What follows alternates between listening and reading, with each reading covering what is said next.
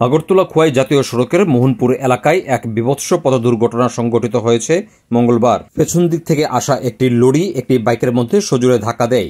প্রায় 50 মিটার জায়গা পর্যন্ত এই বাইকটিকে ধাক্কা দিয়ে নিয়ে যায় এই লরি। বাইক চালক ছিটকে পড়ে গুরুতর জখম হয়েছে। এই এলাকা দিয়ে যাওয়ার সময় মোহনপুরের মহকুমা শাসক সুভাষ দত্ত দুর্ঘটনাগ্রস্ত ব্যক্তিটিকে উদ্ধার করে নিয়ে যায় মোহনপুর হাসপাতালে।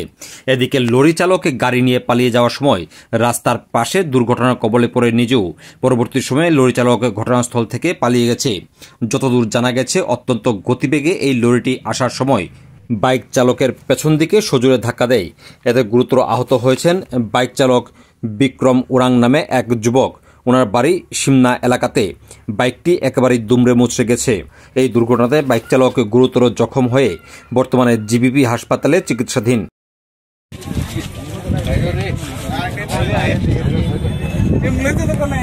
আমি ঘর থেকে দেখছি গাড়িটা এখান থেকে ফ্লাই করে আইসে রাস্তার মধ্যে উঠছে পরেই গাড়িটা স্লো ভাবে এনে গিয়ে পড়ছে, এতটুকু আমি দেখছি। আর আয়েসেরা এনে দেখছি যে একটা বাইক রয়েছে আর এসডিএম এর গাড়ির থেকে একজন লোক বাইরে এসে তাই নিয়ে গেছে। ড্রাইভারটা কি আহতটা হয়েছে?